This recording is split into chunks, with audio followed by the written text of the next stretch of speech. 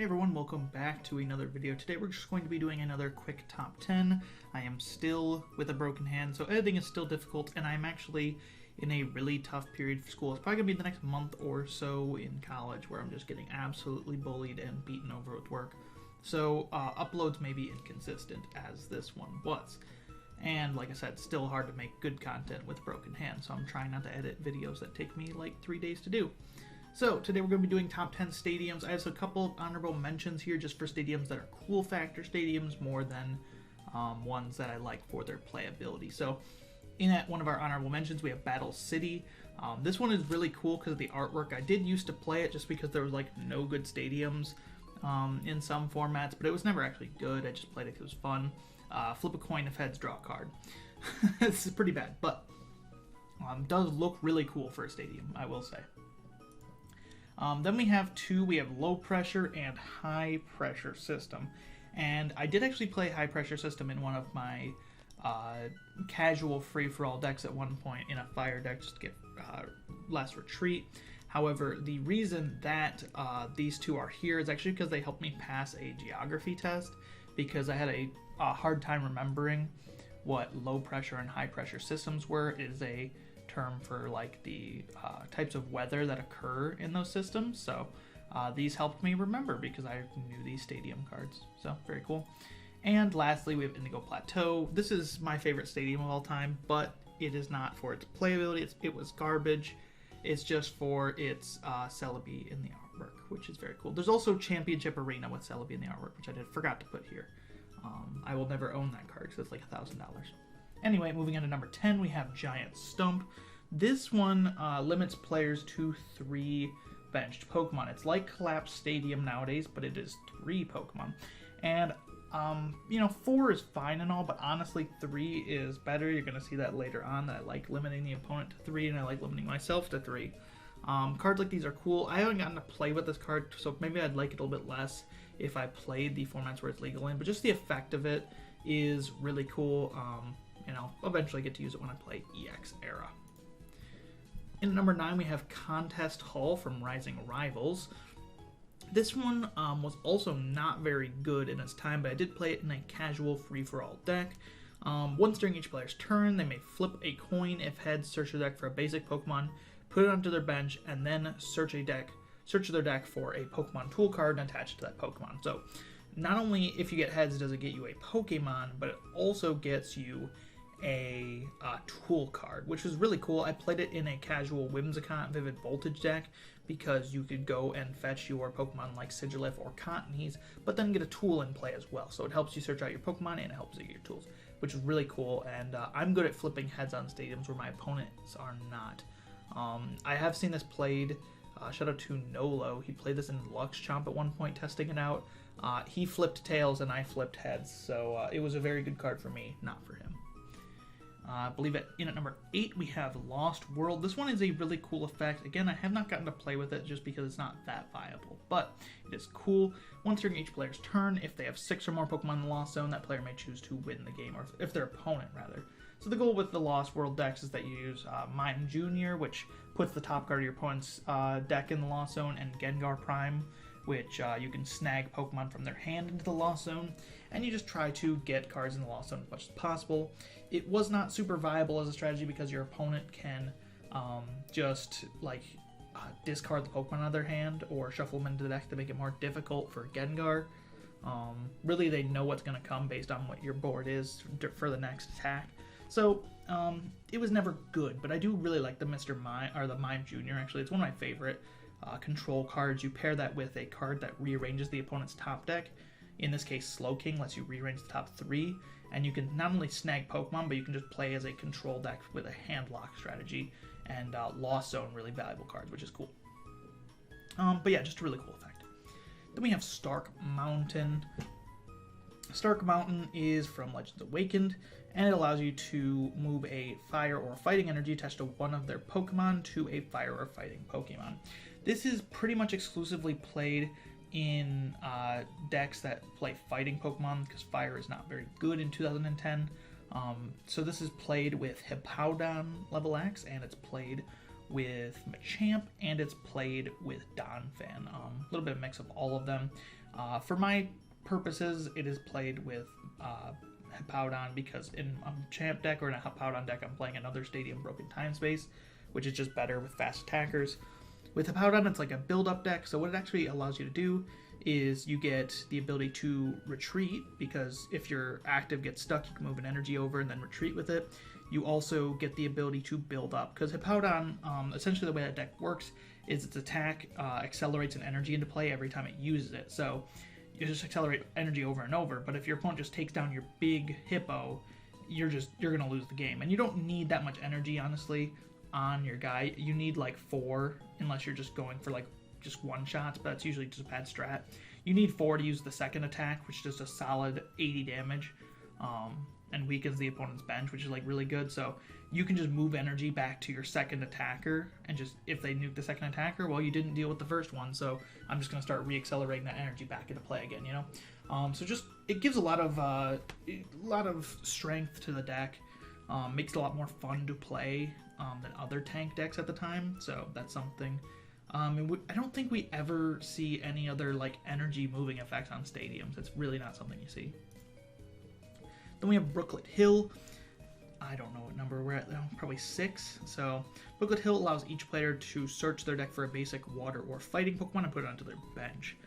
This is played a ton in the Sun and Moon era. Early on, we see it with like, you know, Alolan Ninetales GX, the water one. Things like Remoraid with Octillery, and then later on in Sun and Moon, it's seen more with Buzzwole decks. You see it with like Buzzwolf, so it can find Deancey, Rockruff, things like that, but also so that it can find Alolan Vulpix, so it can evolve into the Fairy Alolan Ninetales. And I think that's what makes me like this card more than something like Stormy Mountains, is that Stormy Mountains is the same effect for Lightning and Dragon, is that the support in the Sun and Moon era was based around the Alolan Vulpix. And there's plenty of good water in fighting attackers, but like mainly just that the support with Alolan Vulpix and the Fairy Alolan Ninetales from Lost Thunder allows this card to have use in multiple decks, and it's not just like a, you know, with Stormy Mountains, you put it down and your opponent, you see they're playing the exact same deck as you and they're going to get the benefit from it, or they're not and they don't. So I'm a much bigger fan of this in the way it interacts with the formats. Then we have Moonlight Stadium. This is from Great Encounters. You're going to see my bias for DP on here because there's a lot of DP stadiums, but this one, I promise, it's worth the spot.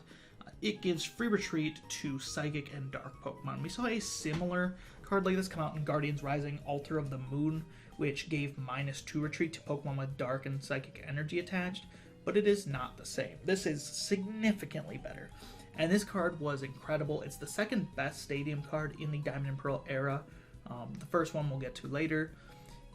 It's just so good because decks, a lot of the best decks at the time were Psychic and had Dark support. Spiritomb was a Dark type, one of the best support cards at the time and of all time. And at the time, Moonlight Stadium was legal. Cards like Gardevoir, cards like Gengar, you know, things like Nidoqueen and Dusknoir, these big Psychic types were really good. There's also things like Tyranitar and Tyranitar Prime, these Dark types that were also, to an extent, good. So there's a lot you can do with the stadium, and things, just giving free retreat is really cool. I like free retreat. I like being able to move around the board. Then we have Parallel City. I believe this is number 3. Parallel City has 2 sides. It's part of the 2-sided stadiums. Most of the 2-sided stadiums are kind of weak. Parallel City is really cool. So you choose which way the stadium faces before you play it. If you are on the blue side on the top, that player cannot have more than 3 bench Pokemon. Like I said, like Giant Stump, very cool. It's a very limiting effect. It very much either hurts your opponent or you can use it on yourself to discard liabilities, and it helps you. So huge fan of that effect. That is the effect you're going for, but it also has a downside, which on the other side, if you're facing red, any damage done by attacks from this player's Pokemon that are Grass, Fire, or Water is reduced by 20. So there is a downside to it. And this is why in, like, for instance, Modern Day Gym Leader Challenge, which is where the stadium is played now, that is rotated, you don't see this played really in water, grass, or fire decks. Which maybe is an unfortunate thing because they're very weak to the stadium. They rely on big benches. But I think it's a cool interaction. Mainly you care about the blue effect, and this stadium is just, it's a cool artwork. It's rare 5 band W, and it's also just a very nice effect. Then we have Shrine of Punishment. Shrine of Punishment from Celestial Storm. Between turns, put 1 damage counter on GX and EX Pokemon. This one is just really good.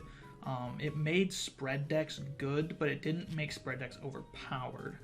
One of the stadiums I was really considering putting on here that I haven't gotten to playtest with yet is Cursed Stone, just because I like the effect. It's from the EX era, and it puts a damage counter on each Pokemon with a Poke Power.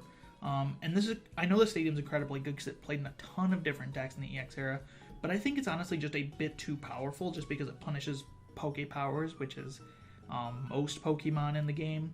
Whereas I think Shrine of Punishment is a little bit more balanced, sticking to GX and EX exclusively. So, although EX only got to see about a month of play with Shrine of Punishment before they rotated and it went to Expanded, this card was very good, made spread strategies very, very good. The late Sun and Moon era, sorry, not late Sun and Moon era, but I guess mid to late Sun and Moon era, Sun and Moon to Lost Thunder and Sun and Moon to Celestial Storm, these are some of the best spread formats we've ever had in the game. Even the stall decks are using spread Shrine of Punishment instead of trying to deck the opponent out because Shrine of Punishment is that good. It's just played also with the Tapu Koko promo at the time, which just did 20 spread to everything, which was just super good. And there was the Giratina that put damage counters on the board when it comes into play. There's like, spread was just at a golden age, and spread decks are, I'm just a big fan of spread decks. There's a lot of player expression in spread decks, which makes them fun. And at number 2, we have Tropical Beach. So, once during either player's turn, they may draw cards until they have 7 cards in hand. If he or she does, that player's turn ends. So this card was a Worlds promo for Worlds 2011 and Worlds 2012. This is the better artwork of the two, even though it's the one I do not own. I only own the 2012 one in World Championship versions that are silver bordered, so a little unfortunate I don't actually own them, but I don't have $600 spent on a stadium card. Regardless, the effect is so good. This is like, I don't think you can understate how good Tropical Beach is. It still remains to be one of the most expensive, like, expanded playable cards because they have not given it a reprint since 2012. They stopped making it because people didn't like having to buy Tropical Beach for their deck, right?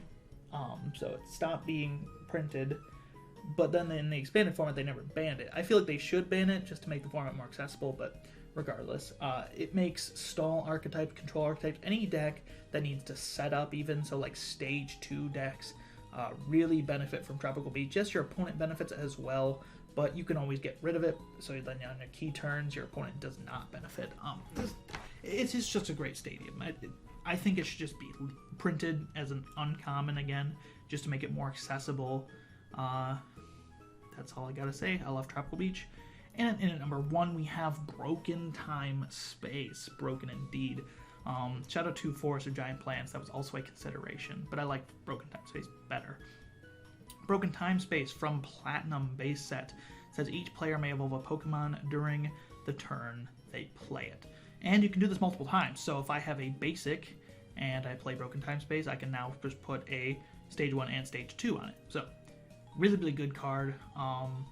Initially was kind of a bad thing until SP got a little bit better.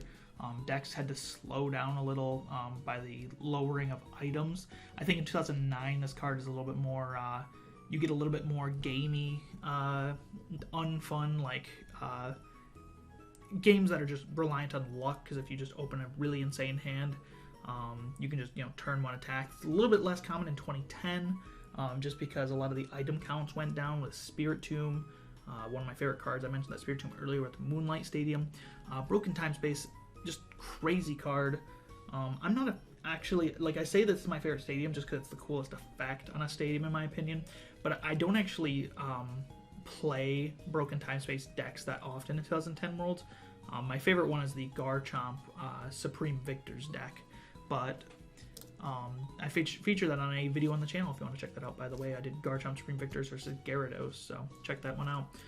But I don't actually play Broken Time Space decks that often. I like more slow setup decks that have a control factor to them, things like Gengar with its Trainer Lock and Gardevoir with its psychic locking abilities, Poke Powers rather, and then like, you know, Flyterra with like healing and like the Flygon Mill strats. I think those are a lot cooler than the decks that play Broken Time Space, but regardless, this is the coolest effect on a stadium. I don't think you can argue against that. You know, decks like Gyarados are still really, really cool. Garchomp, Supreme Victors, which I talked about before, really, really cool deck. I'm a little bit less of a fan of like Donphin and Jumpluff, but they're still neat.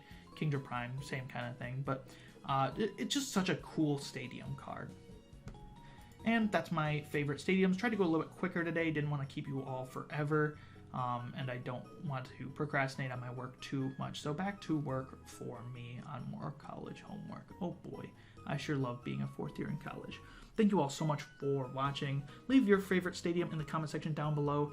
Again, there was lots of considerations here that could have been here. I talked about like Forest of Giant Plants is a stadium I really like, but I just like the versatility of Broken Time Space more than Forest of Giant Plants. Skyfield's a cool card, Magma Base, Silent Lap, Path of the Peak, D-Valley, Rough Seas. There's a lot of really, really cool stadium cards. Maybe you're a Verbank gamer. I'm certainly not. But, you know, had to choose 10 of them. Thank you all so much for watching this video, and I'll see you in the next one.